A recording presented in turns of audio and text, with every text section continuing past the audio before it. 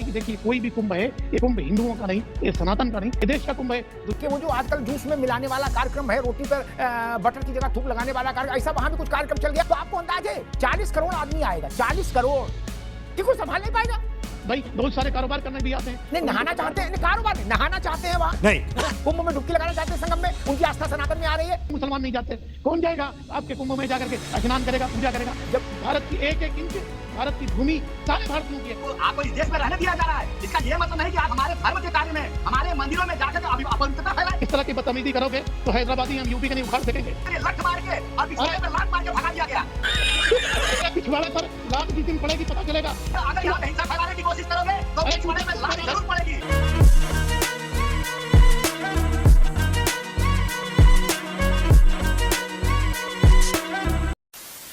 नमस्कार दोस्तों, debate show की एक और मजेदार वीडियो में आप सभी का स्वागत है। दोस्तों आज की डिबेट वीडियो होने वाली है वरिष्ठ पत्रकार अमिताभ अग्निहोत्री जी और मौलाना नदीमुद्दीन के बीच में। दोस्तों कुंभ की तैयारियों को लेकर डिबेट है, जिसमें साधु संतों ने मांग की है कि इस बार कुंभ में किसी भी गैर सनातनी की एंट्री ना हो। तो इसी को लेकर मौलाना का कहना था कि ये कुंभ हिंदुओं का ही नहीं है, पूरे देश का है, इसलिए हम भी कुंभ में जाएंगे। तो न्यूज एंकर ने इनसे पूछ लिया कि आपकी आस्था है कुंभ में, आपकी आस्था वहाँ स्नान करने में है। तो मौलाना का कहना था कि हम आपके कुंभ में स्नान क्यों करें, हम तो वहाँ पे दुकान लगाने जाएंगे, व्यापार करने जाएंगे। तो दोस्तों इसी को लेकर डिबेट है, डिबेट बहुत मजेदार होने वाली है, आपसे अनुरोध अंत तक जरूर देखना। अगर आप चैनल पे पहली बार आए हैं या चैनल को अभी तक सब्सक्राइब नहीं किया है तो चैनल को सब्सक्राइब जरूर कर लेना। चलिए दोस्तों मेन डिबेट स्टार्ट करते हैं। वीडियो है सर, देख लेना सर, अब तक पहुंचेगा तो मालूम नहीं, देख लेना सर। मौलाना नदीमुद्दीन साहब, आप कैसे देख रहे हैं इस बात को कि वहां जो सरकारी कर्मचारी हो वो सनातनी हो, इस बात को सरकार सुनिश्चित करे और मेला क्षेत्र में गैर सनातनी का प्रवेश नहीं हो। मौलाना साहब देखिए जी देखिए, ये देश को विभाजन करने की पॉलिसी है। मैं कहता हूं अगर इनकी मांग मान ली जाए और सनातनी मुलाजिम रखा जाए तो कल मुसलमानों का कोई इज्तिमा हो या मुसलमानों की कोई मीटिंग हो या ईदगाह की ईद पर लोग मुसलमान ईद की नमाज पढ़ते हैं, अगर वो डिमांड करें कि सिर्फ मुसलमानों को ही भेजा जाए, कल सिख का कोई बहुत बड़ा सम्मेलन होता है वो डिमांड करने लगे या क्रिश्चियन डिमांड करने लगे, तो मुझे लगता है कि सरकारी मुलाजिम सरकार का मुलाजिम होता है, ना वो हिंदू होता है ना मुसलमान होता है। आदम खान ने जब कुंभ मेला की जिम्मेदारी संभाली थी तो बहुत साधु संतों ने उनका सम्मान भी किया था। साधु संतों ने कहा था कि आदम खान ने बहुत अच्छी तरीके से इंतजाम किया। तो मुझे लगता है कि देखिए कोई भी कुंभ है, ये कुंभ हिंदुओं का नहीं, ये सनातन का नहीं। चड्ढा समझाओ, इसे समझाओ। ये देश का कुंभ है, दुनिया भर के श्रद्धालु लोग आते हैं, भारत का नाम ऊंचा होता है, दुनिया भर में करोड़ 2 करोड़ 3 करोड़ श्रद्धालु आते हैं, तो हमारा गौरव बढ़ता है हमारा जो है। और खास तौर से सबसे बड़ी चीज क्या है कि बहुत सारे लोगों को कारोबार मिलता है, हमारा इसके जीडीपी में भी वो इजाफा करता है। तो मुझे लगता है कि सरकारी मुलाजिमीन के लिए जो बात की जा रही वो नहायत ही गलत है और देश को बांटने की एक साजिश है। जी मौलाना साहब, इसमें एक सप्लीमेंट्री मेरे जहन में आता है, सरकार के मुलाजिम होते बात दुरुस्त है और मैं इस बात से सहमत हूं, ठीक। धार्मिक संस्थाएं ये नहीं कहें कि उनके यहां किस धर्म के लोग ड्यूटी पे लगाए जाएं, ये ठीक नहीं। लेकिन कुंभ में कोई मुसलमान ये कोई क्रिश्चियन नहीं जाए, और जाए तो कम से कम उस मेला क्षेत्र में नहीं जाए, जो वो नोटिफाई होता है मेला क्षेत्र बाकायदा, है ना, वहां नहीं जाए। इस मांग में तो कोई बहुत खराबी मुझे नहीं दिखती। बाकी इलाहाबाद में जाएं। एक बात मैं कहता हूं, देखिए ईद की नमाज जी बहुत सारे लोग हिंदू आ जाते हैं, तो क्या मुसलमानों ने कहा कि भाई ईद की नमाज आप मत आइए? अरे आप टेम्पल के अंदर चले जाइए या अमृतसर चल के गोल्डन टेम्पल से लेकर के हजारों श्रद्धालु आते हैं, हिंदू भी जाते हैं, तो क्या वो मना कर दें कि भाई हिंदू ना आए? तो मुझे लगता है कि उटपटा बयान है, उटपटान बात है। सनातन धर्म सबको जोड़ता है, ऐसा यही कह रही है, तो फिर तोड़ने की पॉलिसी कहां से आ गई? जी मौलाना साहब, मसला वो तो ये भी कह रही है और वहाँ अखाड़ा परिषद के भी दिमाग में यही है कि वो जो आजकल जूस में मिलाने वाला कार्यक्रम है, रोटी पर बटर की जगह थूक लगाने वाला कार्यक्रम, ऐसा वहां भी कुछ कार्यक्रम चल गया। तो एक मिनट रुको मौलाना साहब, तो आपको अंदाज है 40 करोड़ आदमी आएगा, 40 करोड़, क्या दुनिया के 80% मुल्कों की इतनी आबादी नहीं, ठीक। वहां तो ऐसी भगदड़ मच जाएगी मौलाना साहब कि कुछ संभाल नहीं पाएगा। समझ गया मैं। एक इंसिडेंट को जी। आप 30 करोड़ मुसलमानों से जोड़ करके देख रहे हैं, तो जी इस तरह से बहुत सारे हिंदुओं का भी मैं अगर आप वीडियो दिखाऊं कि वो पैर डाल करके खाना पका रहे हैं, फला फला गंदगी कर रहे हैं, तो क्या सारे हिंदुओं को लपेटा जाएगा? तो मुसलमानों के अच्छा, आप ठीक मौलाना साहब, आप ये चाह रहे हैं कि उसमें मुस्लिमों की एंट्री भी खुली रहे, मुस्लिम लोग जाना चाहते हैं कुंभ, उनकी आस्था बन रही है। हाँ भाई, बहुत सारे कारोबार करने भी आते हैं। नहीं, नहाना चाहते हैं, नहीं कारोबार नहीं, नहाना चाहते हैं वहां नहीं। कुंभ में डुबकी लगाना चाहते हैं, संगम में, उनकी आस्था सनातन में आ रही है। ये कोई राष्ट्र, एक मिनट मौलाना साहब, ये कोई भारत सरकार का कार्यक्रम नहीं जिसपे अशोक की लाट लगेगी, ये धर्म ध्वजा का कार्यक्रम है। देखिए, कोई मुसलमान है ना? कुंभ में नहाने नहीं जाता, कोई स्नान करने नहीं जाता, नहाने नहीं जाता।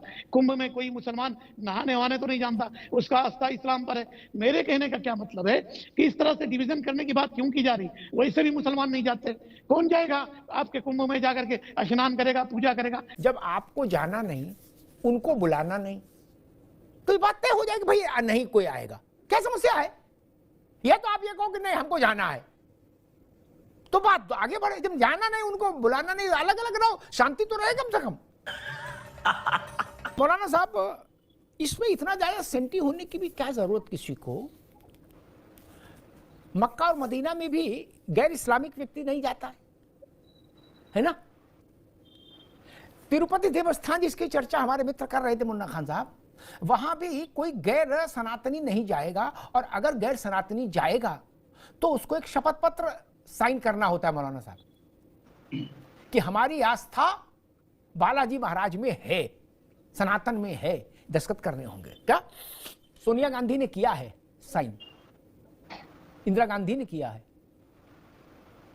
जगन रेड्डी ने नहीं किया था, तो वो दर्शन नहीं कर पाए थे मुख्यमंत्री रहते हुए भी। मौलाना साहब, इसमें समस्या क्या है? मक्का में मदीना में इस ढंग का प्रतिबंध है ना? सुनिए, ठीक है, ये तो कुंभ में नहीं हो सकता।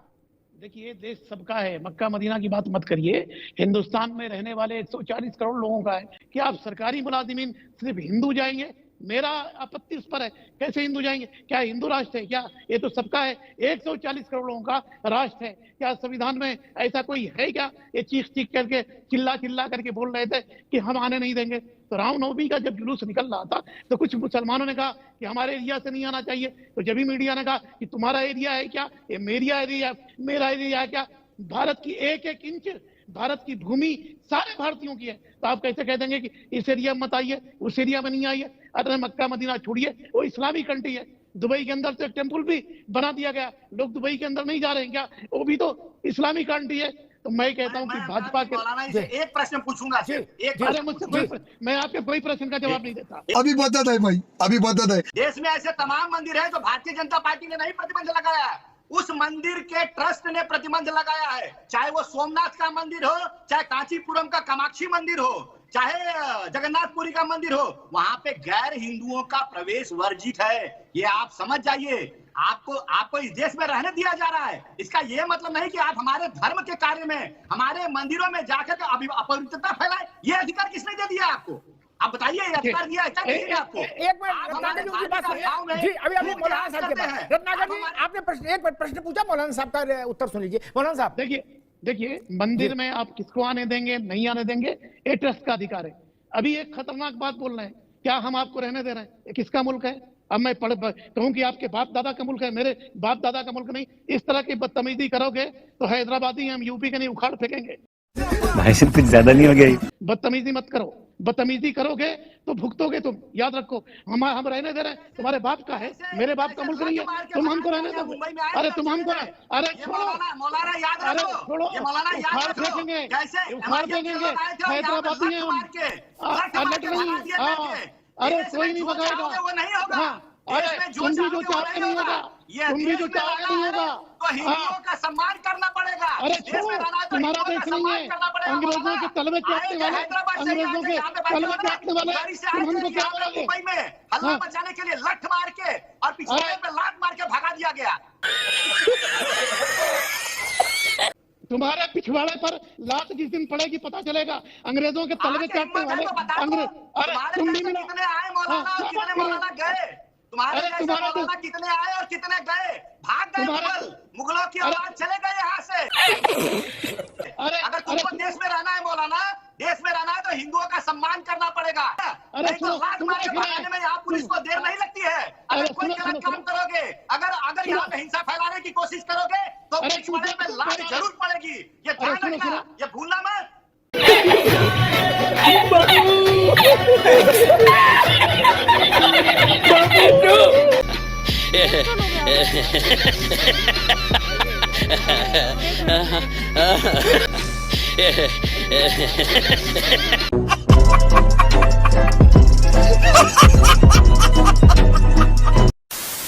तो दोस्तों अगर आपने वीडियो अंत तक देखी है तो उम्मीद करता हूँ आपको वीडियो पसंद आई होगी। वीडियो के बारे में आपकी जो भी राय है कमेंट्स करके जरूर बताएं। वीडियो को अंत तक देखने के लिए आप सभी का बहुत बहुत धन्यवाद। मिलते हैं बहुत जल्द अगली वीडियो में, तब तक के लिए जय हिंद, वंदे मातरम।